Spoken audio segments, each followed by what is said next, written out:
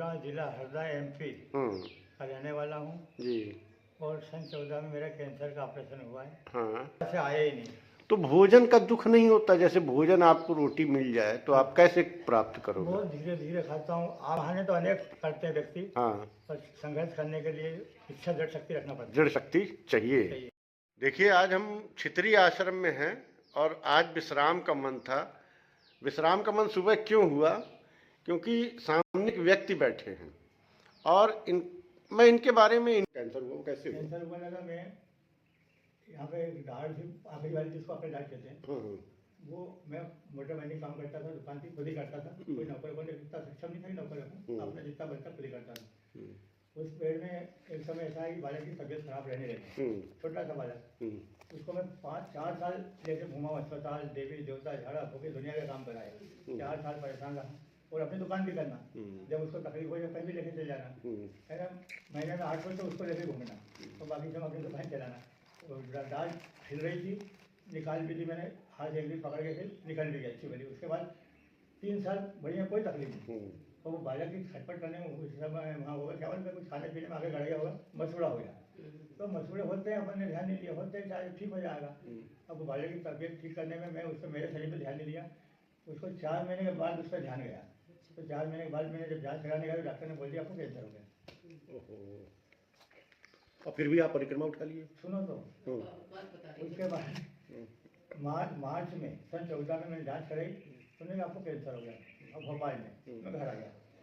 अब मेरी 12 महीने की दुकान की उधारी, किसानों का काम करता था तो वो लोग उधार करवाते थे, भैया फसल आई तो नहीं जोड़ते बारिश गर्मी में, उनसे लेना। और मैं सामान दुकान पर उधार लाता था, उनको देना। मैंने कहा मैं घर बैठ गया, इलाज करा के तो ये पैसे देने घर नहीं आएंगे किसान लोग, पैसा कोई घर देने नहीं आता। वो मांगने वाला घर आएगा, वो मांगने वाला घर आएगा। मैंने ऑपरेशन नहीं कराया, इलाज नहीं कराया, दुकान, उसके बाद 3 महीने दुकान चले। कैंसर सुन के आदमी तो घर बैठ जाता डर के, कैंसर होगा फिर मैं कहीं नहीं जाता, बिस्तर पकड़ लेता। मैंने 3 महीने दुकान करी, किसानों से उधारी वसूल करी, दुकानदार को पैसे लेके आया, पूरा हिसाब करके आखिर में मेरे पास 15,000 रुपये बचे, क्योंकि जो थोड़े बहुत नकद आते थे साल में वो अपने घर खर्चे में जाते थे। अब 15,000 में कोई इलाज तो कैंसर का होता नहीं। अपन ने कोई इलाज नहीं कराना, अपन ने अपना समय हो गया पूरा, भगवान ने अपने को इतनी उम्र दी थी। अब किसी को उधार लेंगे और उसके बाद भी मर गए तो लोग बच्चों को गाली देंगे, इसका बाप मर गया, हमारे पैसे डुबा गया। इसलिए क्या फायदा? अपन ने सोच लिया भगवान ने अपने इतनी उम्र दी, अपन इलाज नहीं कराएंगे। कुछ बेटे ऐसे परिवार, हमारे परिवार के चाचा हैं हमारे, तो उनका लड़का नहीं माना, जिद करके मेरे को बॉम्बे ले गया। भैया तुम बॉम्बे चलो, मैं पैसे लगाऊंगा। नहीं यार, तू पैसे मेरे पीछे मत लगाए, मेरे को आज निकल बनना है, ये पैसे बचेंगे तेल में, बच्चों को काम आएंगे, मैं बच्चों को मदद कर देना, मेरे पीछे मत लगाए। हाँ, जब मैं नहीं रहूँगा, हाँ मेरे पैसे तेरे बचेंगे तो मेरे बच्चों को काम आ जाएंगे, इनको मदद कर देना। अरे तुम फालतू बात करते, तुम चलो बेटा बॉम्बे लेगा, उसने नहीं माना। वहाँ फिर डबल जाँच करें, वहाँ हम 4 रोज रुके हॉस्पिटल में, टाटा हॉस्पिटल में। ज़्यादा पैसा कम लगता है, एक संस्था ऐसी है, उसमें NGO वाले पैसा देते हैं, तो नंबर आता पेशेंट का, नंबर से इलाज का। तो डॉक्टर ने जाँच करने के बाद बोल दिया आपका कैंसर हो गया है, पर्याप्त है, और आप कहीं भी जल्दी से जल्दी ऑपरेशन करा लो बाहर, हमारे यहाँ नंबर लगता है, इसका नंबर की हम जानकारी अभी नहीं दे सकते कब आएगा अपन, और आपके पास इसका इंतजार करने का समय नहीं है, तो बाद में ऐसा लगेगा कि हम भी मना कर दें कि अब आपका ऑपरेशन नहीं होना, बीमारी इतनी बढ़ जाए। ठीक है, हम आ गए घर, जाँच कराइए। 1 महीना उसके बाद रहा घर, मेरा खाना पीना भी छूट गया, तो थोड़ा बहुत दलिया पीता था धीरे धीरे, थोड़ा बहुत, मुँह ज़्यादा खुलता नहीं था। 1 महीने बाद वही डॉक्टर का फ़ोन आया टाटा हॉस्पिटल से बॉम्बे से, रात के 10 बजे, दिन शनिवार। फ़ोन मैंने उठाया, बोले आप ओम प्रकाश बोल रहे हो? मैंने हाँ सर। बोले आपने ऑपरेशन करा लिया? मुझे नहीं कराया सर। तो वो कुछ नाराज़ हो गए, बोले क्यों नहीं कराया आपने अभी तक ऑपरेशन? मैंने साहब गरीब आदमी हूँ, पैसा है नहीं इलाज कराने का, और अब तो ऊपर वाले का रास्ता देख रहा हूँ, खाना भी छूट गया, कब बुला ले? मैंने आप कौन बोले? बोले हम टाटा हॉस्पिटल बॉम्बे से बोले डॉक्टर। बोले ठीक है, आप 4 रोज में आ जाओ हमारे पास, आपका ऑपरेशन हो जाएगा। गए, हो गया।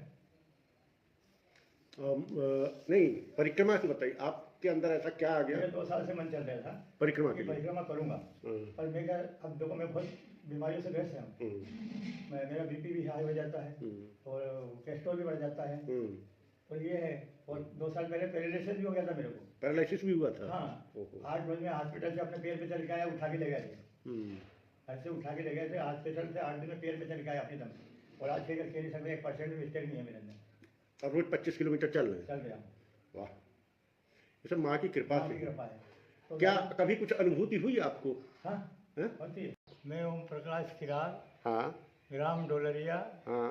तहसील रहड़गांव, जिला हरदा, एमपी का रहने वाला हूँ। जी और सन 14 में मेरा कैंसर का ऑपरेशन हुआ है। हाँ। तो 1 महीना 10 रोज 10 रोज हो गया आज 11 आपको, आप छितरी आश्रम तक आ गए जी, हैं। बहुत सुंदर परिक्रमा कर रहे हैं बाबा। रोज कितना चलते हैं? लगभग 25 मान के चलो। 25 चल जाते हैं। हाँ, कहीं आश्रम आगे दूरी पे हाँ, है थोड़ा तो बहुत 1-2 किलोमीटर आगे पीछे हो जाता हाँ। है। तो देखिए, आपको कैंसर हुआ और अच्छा, चेहरे से आपके लग रहा, एक तरफ तो आपके बाल आ रहे। नहीं, ये तो है ही नहीं, ये आते ही नहीं। 11 अच्छा, से ऑपरेशन के बाद से आया ही नहीं। तो भोजन का दुख नहीं होता? जैसे भोजन आपको रोटी मिल जाए तो आप कैसे प्राप्त करोगे? बहुत धीरे धीरे खाता हूँ। आप अगर 6 रोटी खाएंगे उस समय में 2 रोटी खा पाता हूँ। अच्छा, तो यदि इनमें ताकत नहीं है। यदि पंगत उठ जाती है हाँ, तो मैं भी उड़ जाता हूँ। आप भी उड़ जाते हो? जो पा लिया वो बस पा पा लिया। लिया। बाकी उतना लेता ही हूँ, मेरे को मालूम। एक बार जो आ गया शुरू में, हाँ। उससे डबल लेते ही नहीं।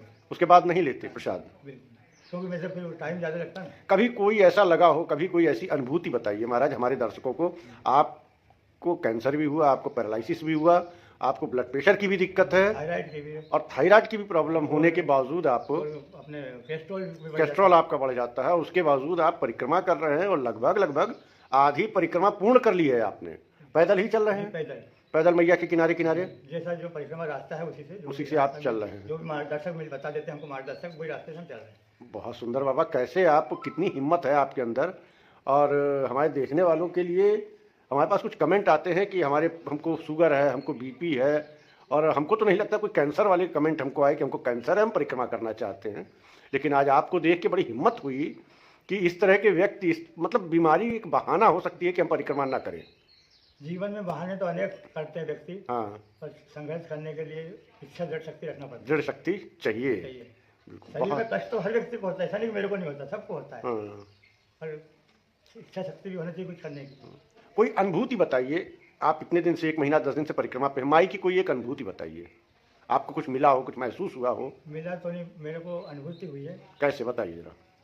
जब नाव में बैठे पार करने के लिए, हाँ तो जो ऊपर अपन किनार पे साइड में बैठाते हैं ना, हाँ हाँ पीछे बैठा था मैं। हाँ।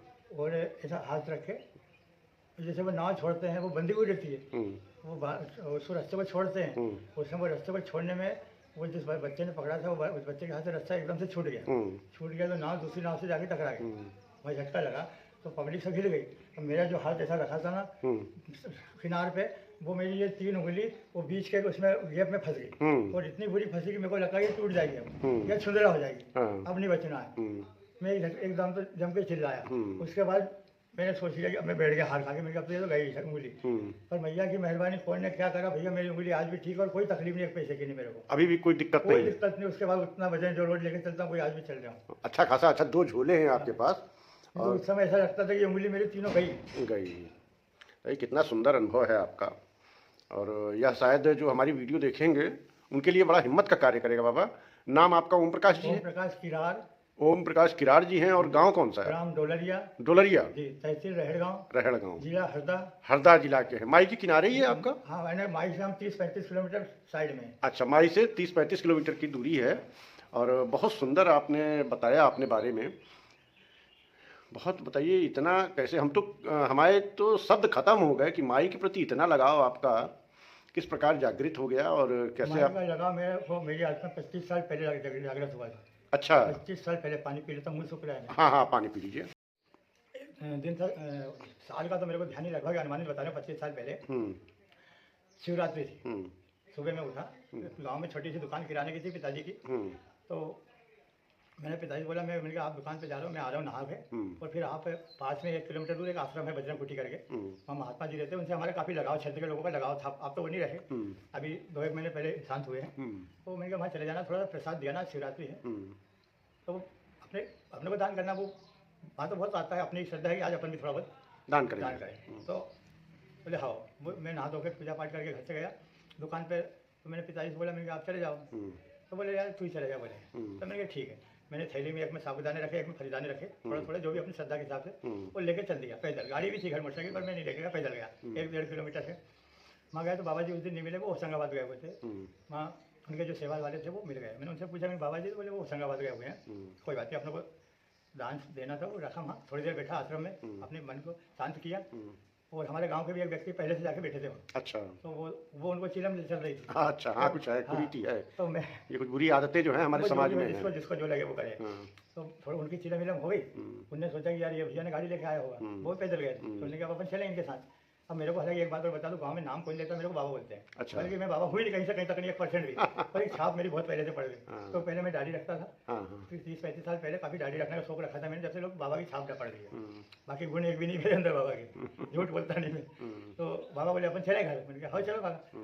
हम आश्रम से बाहर रोड पे निकले तो मैं भी उनके साथ, फिर बाबा गाड़ी कहाँ है? मैंने गाड़ी तो मैं लाई, पैदल आया। अच्छा ठीक है चलो। हम चलते चलते रास्ते में, उम्र में बड़े चाचा लगते हैं गाँव के, तो मैंने कहा, वो बोले यार बाबा ये अपने यहाँ शिवरात्रि के दिन कोई कार्यक्रम नहीं होता अपने गांव में, कैसे गांव है अपना? मैंने कहा अपन क्या करें, अब देखो संसार है ये, तो सबके अपने अपने विचार है, करना हो किसी को करो, नहीं करना मत करो। अब वो तो ठीक है जो भी है। अब ऐसी बात करते करते मेरे एकदम से भाव जो बोले नहीं यार, रात्रि जागरण तो करना चाहिए शिवरात्रि के रोज। तो ऐसे भैया जी ने बुद्धि दे दी मेरे को। मैंने कहा एक काम है, रात्रि जागरण करना आपको मैं करा सकता हूँ। बोले कैसे? मैंने कहा देखो आज शिवरात्रि, उसका 3 साल के बाद एक दिन, एक अमावस्या, एक शिवरात्रि 14 की आती है, बाकी 3 13 की आती है। तो वो 14 की थी शिवरात्रि। मैं एक काम, कल है अमावस्या है, और अपने यहाँ से 35 किलोमीटर है मैया जी का स्थान। अपन शाम को क्यों नहीं, जो भी भोजन प्रसादी लेना है, प्रसाद अपने को शिवरात्रि का उपवास है, अपन जो भी प्रसाद लेना है वो लेके शाम को घर से निकलते हैं।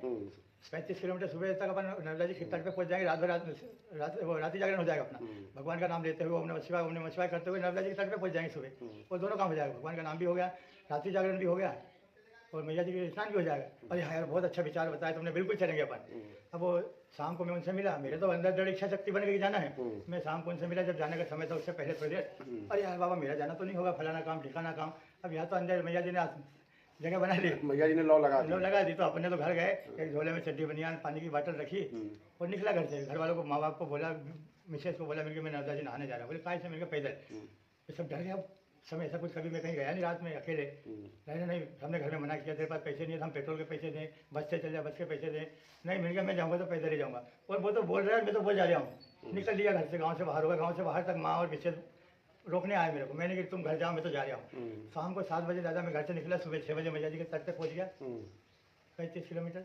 रात भर अंधेरी रात, शिवरात्रि काली रात रहती, कच्चा रास्ता, ऊबड़ खाबड़, दिन में आदमी गिर पड़े ठोकर खा के, उसमें मेरे को कोई तकलीफ नहीं है किसी की पूरे सफर में। उसके पहले जीवन में कभी रात में मैं कहीं अकेला नहीं गया निकला। माई की लौ थी कि आप खींच लाई।